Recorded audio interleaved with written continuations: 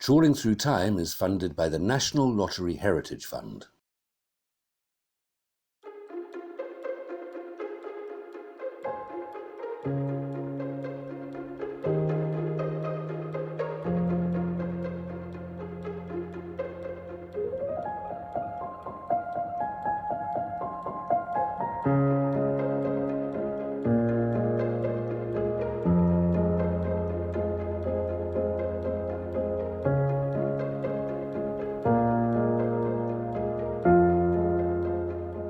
In 2010, the East Riding Archives received a curious donation from the Hull Maritime Museum.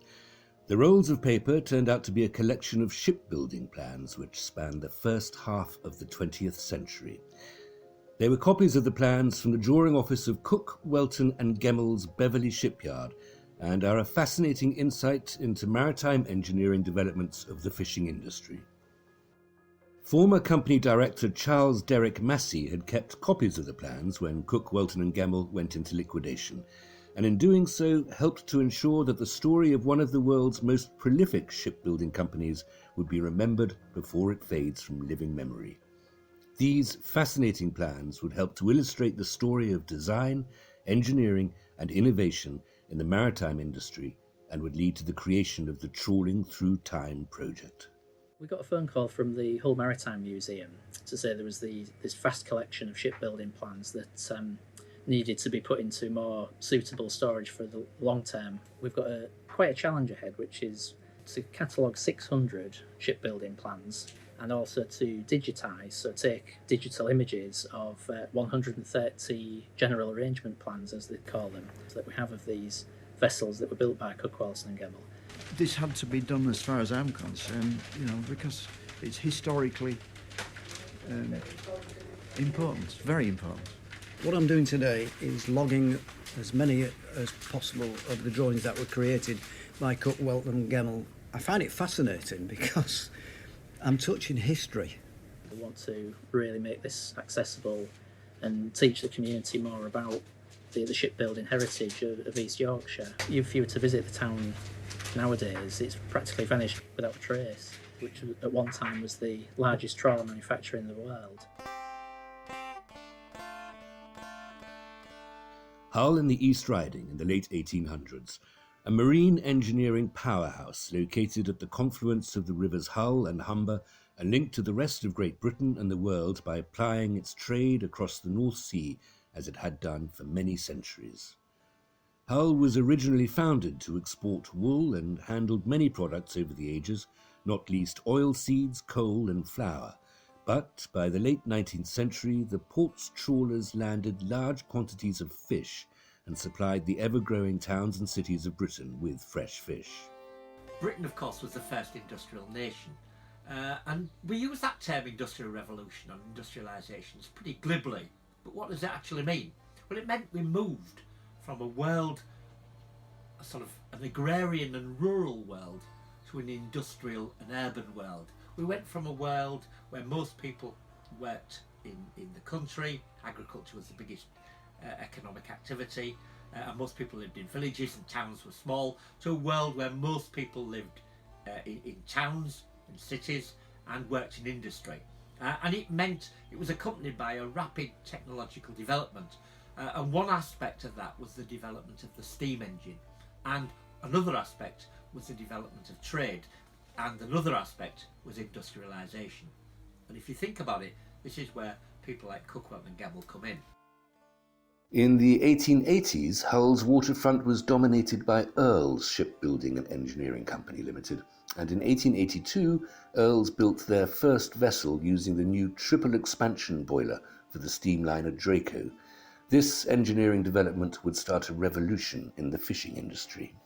By the end of the 19th century, Britain was the largest fishing nation in the world, and Hull and Grimsby were the largest fishing ports in the world, and their new breed of steam trawlers, which had emerged in the 1880s and 1890s, were ranging right across the North Atlantic. It was an ideal ground for the construction and the building of steamships.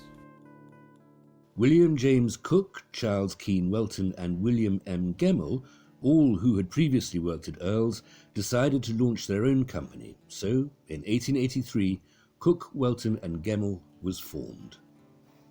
The company's policy from the start was to build the superstructures only and work in partnership with engineering companies such as Amos and Smith, Cochrane's and Charles D. Holmes for the engineering and fitting works. Their first ship, an iron-hulled sailing smack named Precursor, was launched at Sammy's Point, the site of the Deep today, on the Humber in 1885. By the end of that year, they had built and launched 8 sailing smacks and their first purpose-built steam trawler, Irrawaddy. Quite rapidly they developed. They started with a small yard in Hull, but such was the demand for their products, and so difficult was it to find a yard in Hull at the time, was that when a yard became available at Beverley, 9 miles upriver, they took advantage of this and they moved up there. They ran the 2 yards for a short period of time, and then of course from the early 1900s right through until the early 1960s they concentrated on the Beverley yard, and the little market town of Beverley became the centre point for Cook, Welton Gemmell and for one of the major builders of steam trawlers across the world. Cook, Welton and Gemmell built a reputation for producing high-quality vessels using the latest technology, and their production capacity was unmatched. Trawler owners needed vessels that were strong and could withstand the ravishes of the North Sea. They began ranging much further afield, going to places like Iceland and later the Barents Sea in the early 20th century. They could bring in huge supplies of fish from that area, and the demand for fish was enormous in the early 20th century. In the 19th century, the development of the railway network had meant that fish had become an article of cheap mass consumption, fresh fish in inland towns and cities. That had really taken place by the 1850s. And somewhere between about 1850 and 1870, some genius, and we don't know who, had put fish with chips, and a national institution was born. And if you think about it, fish was the first fast food, or the fast food of the Victorian and Edwardian era. And the demand for fish was enormous. And Hull and Grimsby and other ports satisfied that. But to satisfy it, they needed state-of-the-art modern steam trawlers. And this is where Cook, Welton and Gemmell came in. The oldest plan in the new East Yorkshire archives is the 1905-built Rosalind. The Rosalind was built for Charles Hellyer and was part of his famous North Sea boxing fleet, a sister ship of the Viola, which survives to this day. The great thing about Cook, Welton and Gemmell was the quality of their ships. They were renowned throughout the fishing industry. People wanted them. Of course, Hull and Grimsby, being the leading ports in the country, made great use of these vessels. And they tended to be at the forefront of the development of the vessels. And it also, this was a remarkable thing with steam trawlers, meant that the size increased gradually. In the early 1900s, a typical steam trawler working out in the North Sea might only be 110, 120 feet long. But of course, later in the career of these ships, they were much, much longer. And of course, all that had to be coped with and dealt with in terms of the construction of the vessels. But of course the firm succeeded. They remained at the forefront. At this same time, new patents in wireless and telegraphy from the Marconi Marine Company had not only interested the Royal Navy, but many of the trawling companies wanted to take advantage of any technology that could make fishing more efficient. The first trawler designed to house a wireless was ordered by Hellier's, launched at Beverley in 1907 with the technology first used for communication purposes between vessels. It went into service in 1910, and further innovations followed, with the first electric lights fitted to the trawlers in 1910. In much earlier times, Cook, Welton and Gemmell had built much of the Hellyer boxing fleet. The boxing fleets were an early form of industrial fishing. These were fleets of trawlers that worked out far from land, and every day were serviced by steam cutters that came out to the fleets, took the fish off them and took them to shore. It meant that the trawlers could stay on the grounds continuously. Hellier's, Charles Hellyer, decided to build a completely new fleet of steam trawlers in the early 1900s. He named them all after Shakespearean characters, and a large number of the orders for those vessels went to Cook, Welton and Gemmell. And indeed, one of the last surviving vessels built by Cook, Welton Gemmell, of course, is the steam trawler Viola, which was built by Cook, Welton Gemmell for the Helier steam trawling fleet in 1906, and it's still around to this day, having fought in the Great War as the armed trawler Viola. The average launch rate of 15 trawlers produced each year continued, and the early 20th century saw the biggest expansion of the mid-water trawling fleet. 232 trawlers were built for Grimsby firms, the biggest customers being Alec Black and George F. Slight, and the larger orders for Hull being from Trawler Company, the Helier Steam Fishing Company. But with the outbreak of World War I, no one could be sure that the good times would last.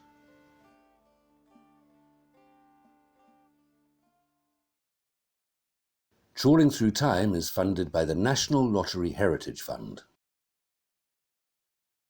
Trawling Through Time is funded by the National Lottery Heritage Fund.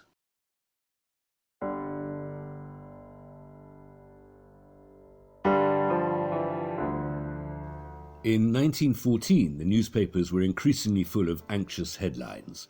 Deteriorating relations between France and Germany and unrest in Bosnia and Serbia resulted in the assassination of Archduke Franz Ferdinand and his wife in June 1914. War declared in August of that year. First Lord of the Admiralty at that time, Winston Churchill, knew how important our sea vessels would become in the war effort, which would start a boom in shipbuilding and conversions.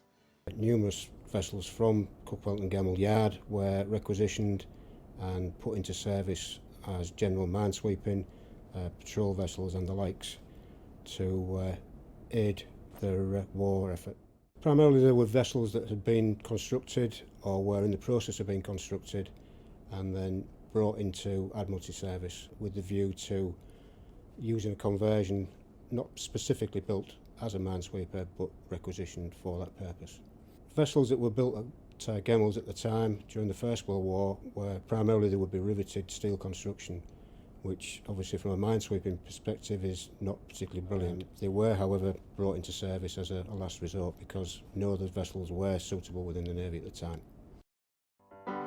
The Admiralty boosted Cook, Welton and Gemmell's order books with more work, from a range of new vessels to refitting trawlers into minesweepers and anti-submarine patrol vessels. But the conversion of many trawlers into minesweepers would have a drastic effect on the fish supplies, and fish supplies ran low on many occasions. Fishing grounds were too dangerous to fish, and many of the trawlermen and their vessels spent all of their time supporting the war effort as part of the Royal Naval Patrol and voluntary patrol services. After the end of the war, the British fishing industry continued to be hugely successful. Both Hull and Grimsby thrived, bringing the largest and most efficient fishing fleets in the world, but it wasn't to last. Too many trawlers were in operation across the North Sea. Many, built by the Admiralty as part of the war effort, were sold off. Many trawler owners could not make their companies pay. Orders for new trawlers dried up. Added to that, the rapid expansion of the industry had resulted in huge landings, and fish prices plummeted. In addition, the worldwide depression resulted in major job losses across the whole of the economy. They had some very difficult times because during the First World War they'd been called upon not only to complete all the trawlers that they were building, but to build other vessels for the war effort, not least a large number of Admiralty steam trawlers, which were designed to go to war first and then be converted back to trawlers for fishing after the war. But of course what that meant was this massive building of lots of vessels at the time meant that after the war there was a shortage of demand for steam trawlers. Between 1921 and 1931, an average of only 4 orders were placed each year. In 1923, not a single vessel was launched. In 1924, the company tendered to build an Admiralty oceanographic research vessel named the Royal Research Ship William Scoresby. They won this prestigious contract, but while Cook, Welton and Gemmell thought that this would assist the company, it would drive them to near bankruptcy. Finally, of course, it got to build the Royal Research Ship William Scoresby in the 1920s, which looked like it was going to be a saviour. but they reckoned without the Crown agents who had the job of overseeing the building. The Crown agents kept changing the spec. It became very unremunerative finishing the job off, and in fact it caused the firm to go for a while into liquidation. It had to be reformed. But the Royal Research Ship William Scoresby was quite a ship in itself. It was fitted out to take over really from the Discovery, the old Scots old Discovery. It had worked with it for a while, but it spent much of the later 20s, the 30s and onwards doing research work, particularly in the Southern Oceans. And much of the groundwork that was done on oceanography and our knowledge of the Southern Oceans in those days, the foundations were laid by the work that was done by the scientists on the Royal Research Ship William Scoresby. In 1927, in order to survive, the company had to restructure by selling shares. The long-running partnership with C.D. Holmes became a joining together with the company. In reality, C.D. Holmes became the majority shareholder, but it ensured the continuation of both the shipbuilding operations and the supply and fitting industries that relied on the company. The design teams diversified into other types of vessel, such as tugs, waterboats, and a pontoon. New innovations in exhaust steam turbine technology also meant that trawlers became even more efficient, with a 20% increase in power meaning trawlers could reduce travelling time to the fishing grounds and increase catches, with the added benefit of much reduced fuel costs. The heyday of the distant water trawling industry would have been between the 1930s and the early 1950s. In that period of time, Grimsby said it was the greatest fishing port in the world. Hull knew it was the greatest fishing port in the world. It's all depends on what you believe, you know. To misquote Benjamin Disraeli, there are lies, damn lies, performance indicators and targets. And when you look at it, the amount of fish being landed in Hull by the 1930s was far more than in Grimsby, but the value of Grimsby's catch was higher. So you have to decide which it was. What you can say with certainty is that these were the largest fishing ports in the world. And their success was to a large extent based on the distant water grounds, particularly the case of Hull, that they exploited. In 1936, due to the growth in deep-sea fishing and the ability of the trawlers to store their own fish on board, the box fishing fleet had all but gone. 1937 saw Hull's biggest ever landing of fish of over 3 million tonnes, resulting in another fall in fish prices. The 1930s had been a challenging decade. Slow and fluctuating orders made business difficult. 1938 looked to be a year where trawler orders would start to grow, and then war was declared again. During the Second World War, again there was a need for minesweeping vessels, patrol vessels, mine layers, and Gemmells were requisitioned again, but this time they were purposely building purpose-designed vessels for the Admiralty, several different classes, either minesweeping or whatever, but they were purposely designed and built at Gemmells under Admiralty guidelines as to what their requirements was. A total of, I believe, somewhere in the region of 160 vessels were built for the Admiralty over the years, First World War and Second World War, and also included minesweepers in the 50s and 60s, different construction, but again, directly for the Admiralty. The experience of building a wider variety of vessels before and during the war would stand the company in good stead and resulted in a range of different vessels being designed and built. Innovation in engineering technology would again play an important part in the development of the company. 1945 saw the production of the first oil-fired steam engines and their first order from outside the United Kingdom. In 1946 and 47, the yard was producing trawlers for both the French and Icelandic fishing industries, each country with distinct designs which reflected the needs of those countries' fishing traditions. There'll be many people of a certain age in Hull who remember the Welton Gemmell vessels being fitted out in the city centre. And I literally do mean in Hull city centre, because of course many of these were fitted out in Prince's Dock, and if you were walking from Victoria Square down to Whitefrigate, you'd often glance to your right hand side and you'd see these trawlers being fitted out, just about to set off on their voyages across the great swathes of the Atlantic.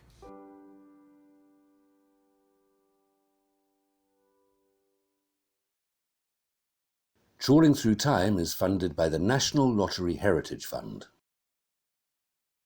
Trawling Through Time is funded by the National Lottery Heritage Fund.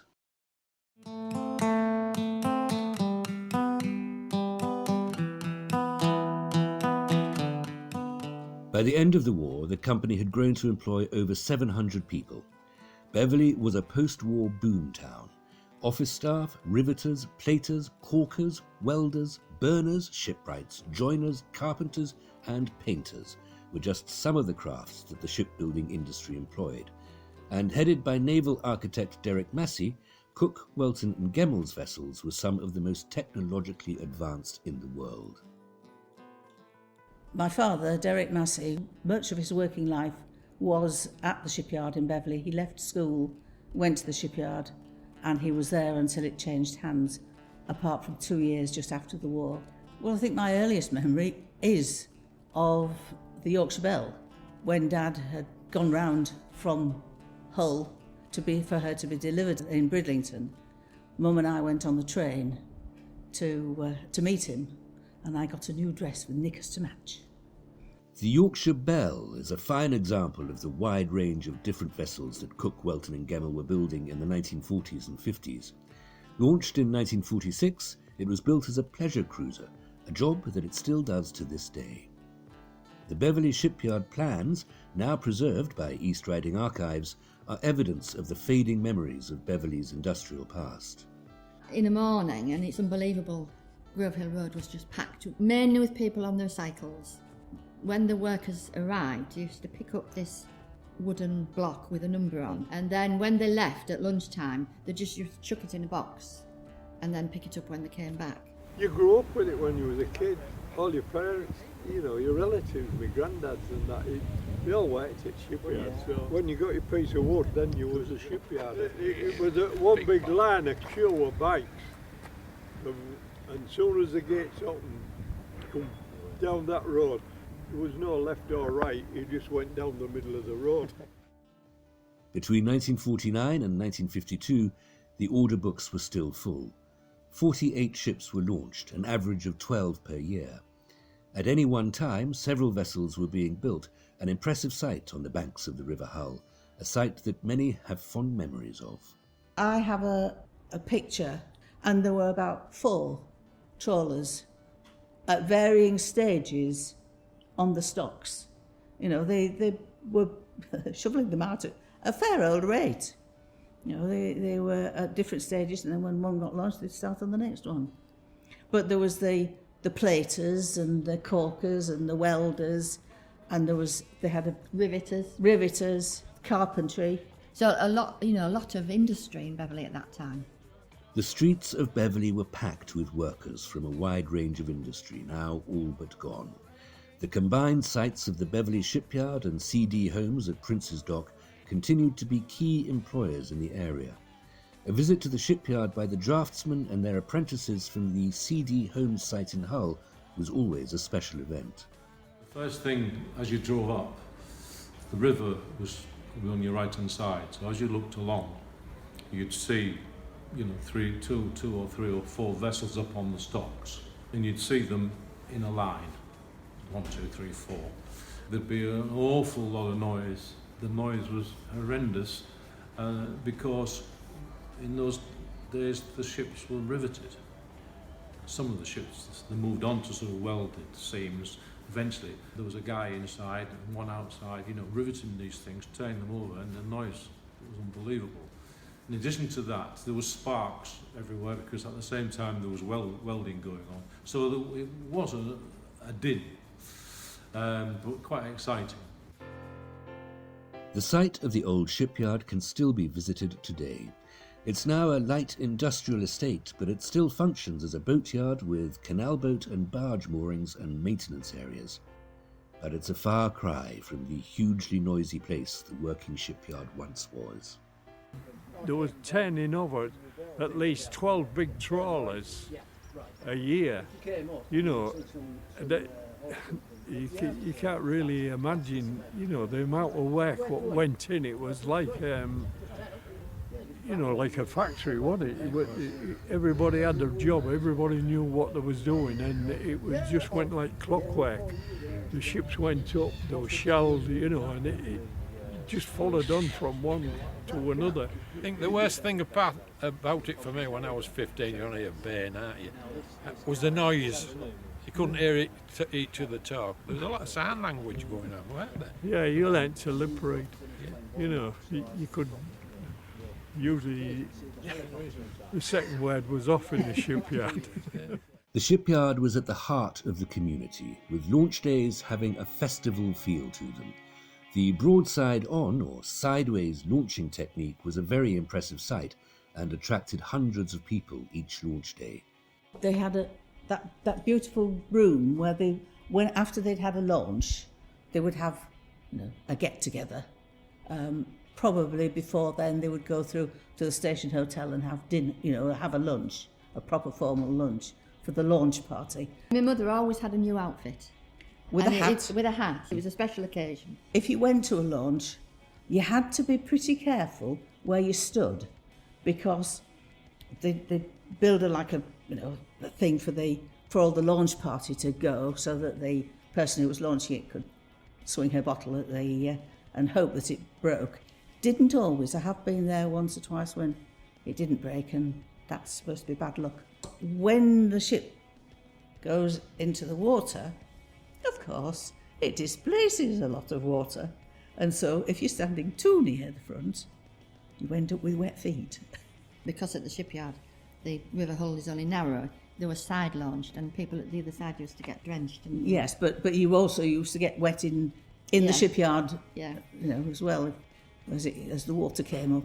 One of the things that I remember, and I don't have a lot of memories because I didn't go to that many launches, was there would be somebody shouting, chocks away, and they would hammer, and it was rhythmic, and I loved that, and I still love to hear, it's like drumming really, anything rhythmic, and that was lovely, wasn't it? Yes, it was, because they'd chock it all up with pieces of wood, and they would be underneath the trawlers, and take them out one at a time on command, as it were, and then she would go. And they would have to duck underneath as it went. And then somebody would make sure that they kind of hung onto a rope because it would bounce up and down. What I can remember is the number of people that used to go. Grovehill Road, when it was a launch day, was jam-packed with people walking. It was, it was a big event, it wasn't it? It was something, an a enormous moment event, in Beverley, yeah. The people would go to it. Of course, when it left Beverley, they would then go down the River Hull. So we did sometimes go and see them going past on the way into Hull to be fitted out. At CD Homes. And the hulls that they made were not fitted out in Beverley, but of course had to be floated down into Hull for fitting out. And that was quite a feat in itself. I remember being told by Captain Danny Betts, who began his career on one of the tugs that used to take the vessels down, that they were often took 3 tides in the later years to get the hull down into Hull itself.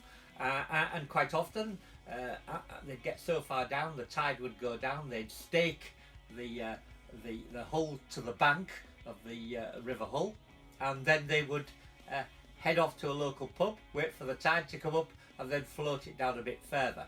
Once the hull was got into Hull, of course, it was fitted out in the town docks, and there the steam engines and the other facilities were installed. In the case of Welton Gemmell, a lot of their steam engines were either built by Amos and Smith, very established hull firm, or of course by CD Homes, but others were installed as well. The vessel, once finished, of course, would turn out to sea. It will have either been sold to a Hull owner, a Grimsby owner, or somebody across the world, and these vessels then ventured off. In addition to the launch days, Cook, Welton and Gemmell also ensured it had a packed diary for social events and clubs. Dinner and dances, pet shows and inter-department sporting competitions such as swimming, football and cricket were popular features for the employees. people felt very much part of the Beverley shipyard family. They used to have a staff dinner and dance every year as well, and it was my mother always had a ball gown. It was a posh do. It was a posh do, and it would always just be a topic of conversation for us the following day was, well, what did so-and-so wear? And I'll never forget that we used to get invites to weddings of the staff who were there. All the drawing off, all the girls, Yeah. the secretaries. And We went to all the weddings. And the first staff dinner and dance after they got married, that person would wear a wedding dress. If you went into the pub anywhere, didn't they? You know, I having a part, like, you know, what you doing in here, you know? And you could go out with any of them, you know. Oh, are you going dancing? Are you going here? Are you going to Riedel? You know, it was all just, you know, one big camaraderie, you know, to all the guys. They looked after each other. They knew each other. It was small enough for people to know each other. And, they were like a big family.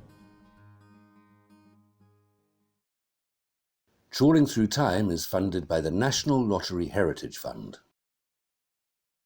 Trawling Through Time is funded by the National Lottery Heritage Fund.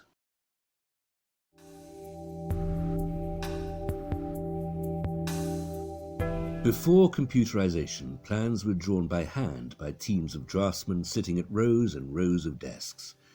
A team of tracers copied the work to enable plans to be delegated to draftsmen working across all of the designs. In the 1950s, many office workers were expected to work 5.5 days a week, Monday to Friday and Saturday morning. It was very basic in those days. You'd have a desk like this with a wooden block and you're drawing up on wedges. In those days we had glass roofs. In the summertime it got quite hot. In the drawing office we had to wear stiff collars with a collar stud under this heat, and the chief draftsman wore a bowler hat. Although a spectacular sight to see, the shipbuilding itself was the culmination of months of design and drawing work that we can now see in the plans that form part of the new collection at the archives. Plans were printed onto linen to make them durable and practical throughout the manufacturing stages. All your drawings were done on tracing, called tracing paper. It was bought from hull drawing materials, and we used pencils. But at the same time as you might be working on the general arrangement, someone would be lifting off individual units, engines, valves, from that general arrangement and drawing those up specifically. So on that one general arrangement there may well be 300-400 different drawings supporting that general arrangement. They do get worn, so you couldn't have possibly managed if you hadn't traced them and put them on linen. Cook, Welton and Gemmell's most famous ship was the Arctic Corsair, which would become the last surviving sidewinder trawler. And although the trawler would be one of the last of its type to be built, it was still technologically advanced, and careful consideration was made for the comfort of its large crew of 32. The drive for innovation in engineering, something that had been key to Cook, Welton and Gemmell's success, would also be the major reason for its decline. When you built something like the Arctic Corsair, there could have been 1,000 companies involved in supplying materials of one type or another, not necessarily steel, but chemicals, powders, etc. So it was a whole industry, and so as soon as a company like Charles D. Holmes or Cook, Welton and Gemmell goes, Charles D. Holmes goes, then eventually all these other companies supporting that industry will go as well. By that time, one or two of the owners had built a couple of stern trawlers elsewhere. The ones that happened, there wasn't really any going back. During the 1950s, you get new technological developments. You get the development of the freezer trawler. These trawlers are much more efficient than the old steam trawler. They can freeze the catch at sea. The catch that they do freeze is of good quality. The consumer accepts it in the long term. In addition to that, they can stay at sea for up to 3 months, or certainly long periods of time.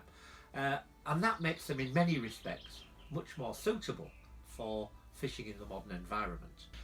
It meant in the long term there was no future really for Cook, Welton and Gemmell as builders of the latest marks of trawlers. They were just simply too big to be built at Beverley, 9 miles up the narrow river Hull. The world was now trawling for fish across all of the oceans, and the efficient industrialised fishing industry, pioneered in the Humber, was competing with worldwide suppliers that could now deliver good quality fish across the globe. New manufacturers and trawler companies working in other parts of the world, where costs were lower, and who were eager to take advantage of the fish in their own waters, were an overwhelming and powerful challenge for the UK fishing industry. In October 1962, the shareholders decided to liquidate the company. On the 11th of March 1963, the company announced its closure. The last Cook, Welton and Gemmell built vessel was launched 10 days later, on the 22nd of March 1963. 240 employees threw their blocks of wood into the box for the last time. This is a talk that Dad did to the Rotary Club. The last 6 months of the old firm were extremely sad for all who'd shared in its existence. At the same time, and I tear up at this stage, I have never been prouder to be associated with the men of the Beverley shipyard. Those men put all they had into making a first-class job of the last vessels, even though at the same time they were working themselves out of a job. And I think that is such a tribute to the men of Beverley shipyard.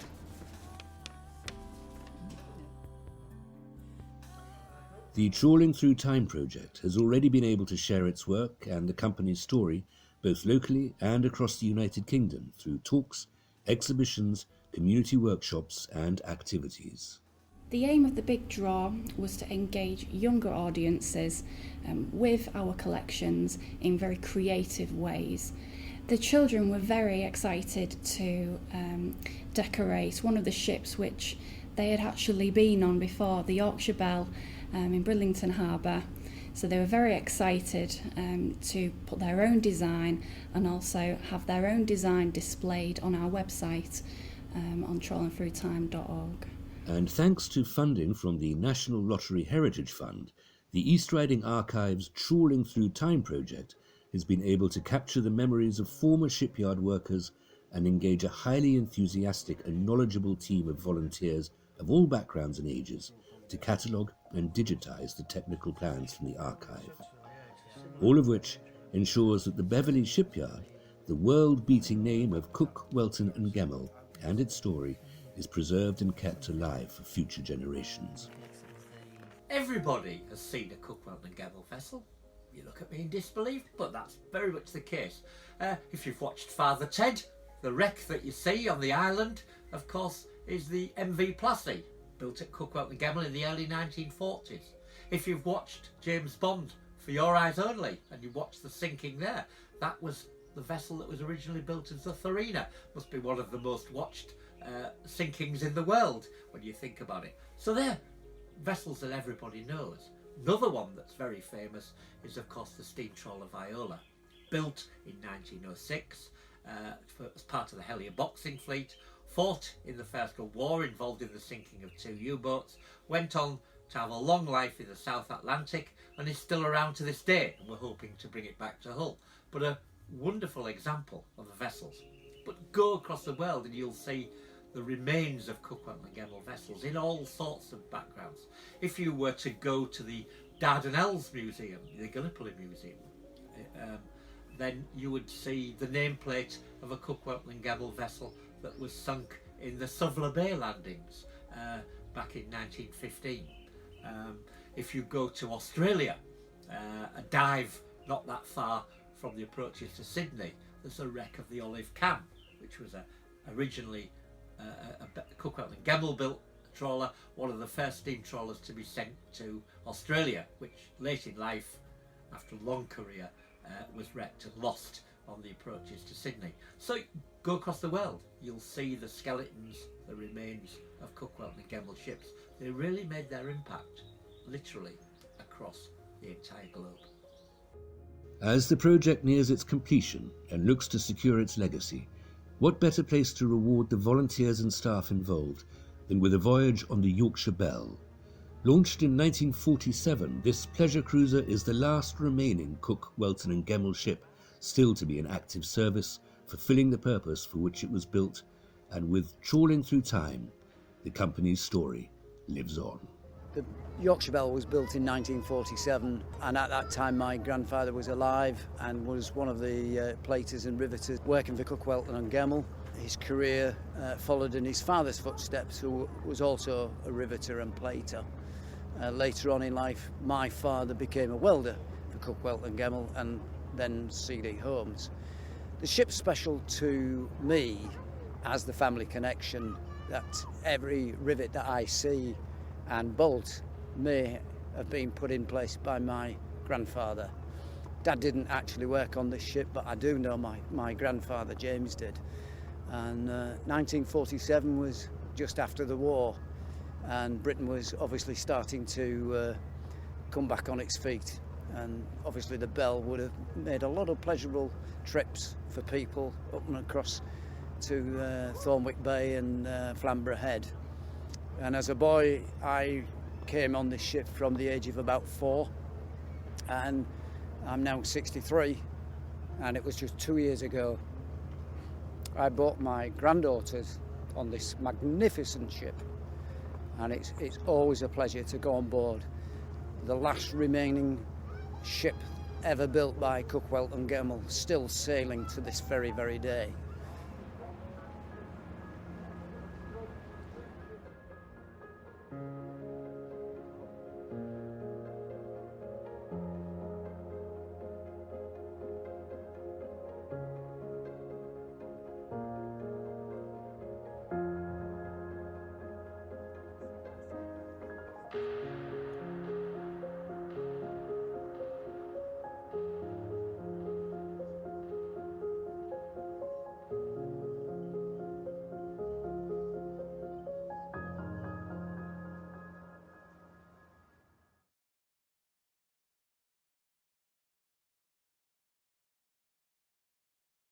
Trawling Through Time is funded by the National Lottery Heritage Fund.